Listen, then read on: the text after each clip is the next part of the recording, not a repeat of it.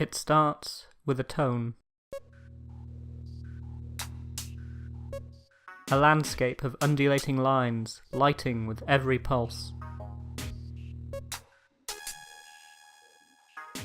The occasional enemy, noisily dispatched. Every shot, every tap of the trigger adds to the soundscape. The beat builds, the music builds, the landscape builds. Your enemies swarm you as the music drives yet harder. It all keeps escalating, the enemies getting more numerous, more difficult to deal with, every moment leading you to an inevitable climax against something gargantuan. But we're getting ahead of ourselves. The genre Rez is most commonly placed in is that of the into-the-screen shooter, the same genre as Panzer Dragoon, Afterburner, Space Harrier. In fact, if anything, that slightly oversells the gameplay mechanics, as in Rez you have no direct control over your character, only their targeting reticle. If anything, it's a shooter in the Virtua Cop style, only without a light gun and with your character visible on screen. But to me, judging the game's genre by its mechanics is to miss its real nature. This is a game most keenly expressing the lineage of interactive music visualizers, the genre of tools that stretch back to Jeff Minter's light synthesizers in the 80s. It's a game trying to solve the same problem as Masaya Matsuura's 1999 release Vib Ribbon, how to translate music into visuals and gameplay at the same time. The idea of gameplay feeding the game's aesthetic is everywhere. Every lock-on you make, every shot you fire, every enemy defeated helps to flesh out the soundtrack, adding machine gun beats, retorting snares and short tonal bursts to the underlying music. Even evolving your avatar, the game's equivalent of getting an extra life, alters the feel of the game. Aside from giving you a new avatar to gaze upon, the root, rhythm and sound of your shots is altered with every evolution, subtly altering your impact upon the audio-visual environment. And the different areas of the game? Just as there's clear progression within each area, so too is each area a clear progression from the last. This video actually shies away from showing off the later areas, because they deserve to be experienced firsthand. It's a bit of a trite comment, but Rez is an experience, and its last few levels are perfect examples of that, and I don't want to risk spoiling them. It may not offer the ability to swap in your own music as Vib Ribbon does, but in exchange it gains exquisitely designed levels, a perfectly pitched series of challenges tied into a gentle progression structure, and, well, an all-in-all more convincing experience. This is all helped by the hardware, of course. Rez was a Dreamcast release, where Vib Ribbon was a late-stage PlayStation 1 game, and it uses the Dreamcast's capabilities to its fullest. Even the somewhat lesser PlayStation 2 port, with its slightly smeared visuals and underwhelming audio, and of course lack of VGA support, is a fantastic experience. Wireframe graphics never looked so good. Until the 2008 Xbox 360 HD remake of the game, of course. This remains an essential purchase for owners of that system, and was the definitive version of the game until last week, because last week saw the release of Rez Infinite on PlayStation 4. And it is, well, quite the thing. No corners cut, no compromises made, this is Rez looking and sounding better than ever, an absolutely glorious remaster. And that's before we get to its added features.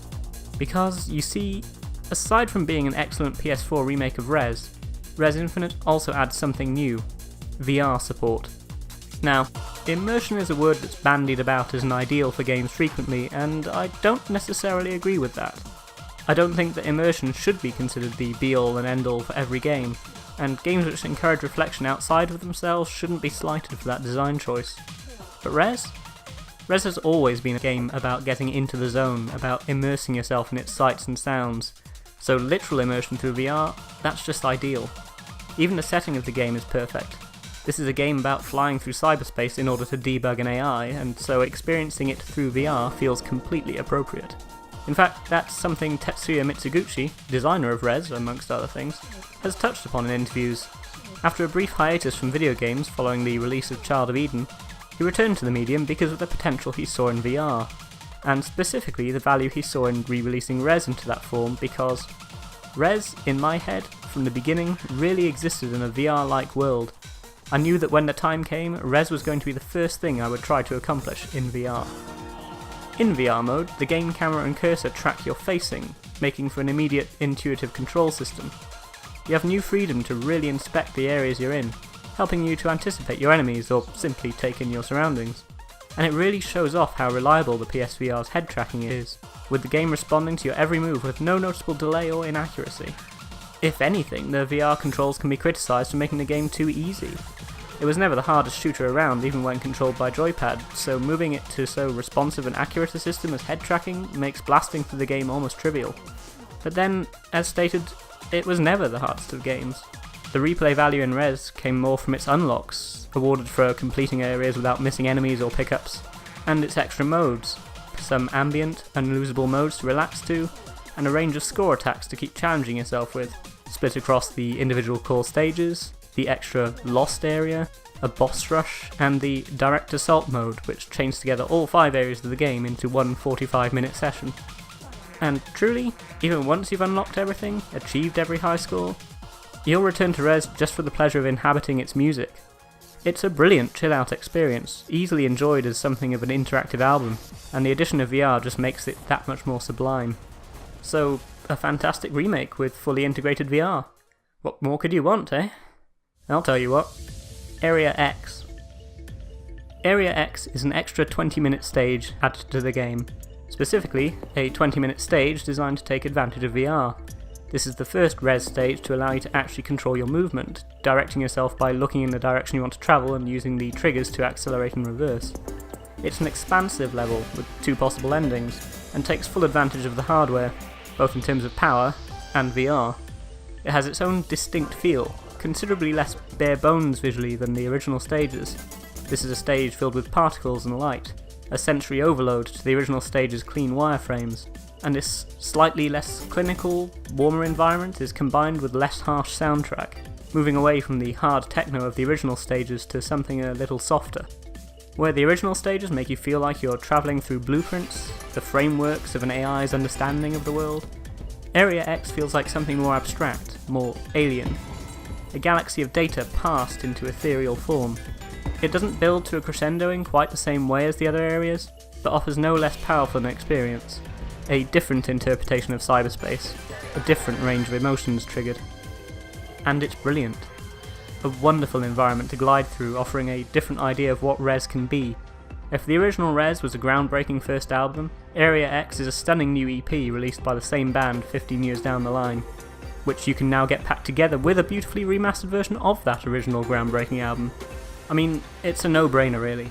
If you have a PlayStation 4, you owe it to yourself to play Rez Infinite. If you have a PlayStation 4 and a PlayStation VR headset and don't already have this, then you're doing it very, very wrong.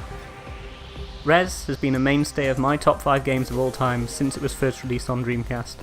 This is the best version of Rez there's ever been. I don't know what more there is to say.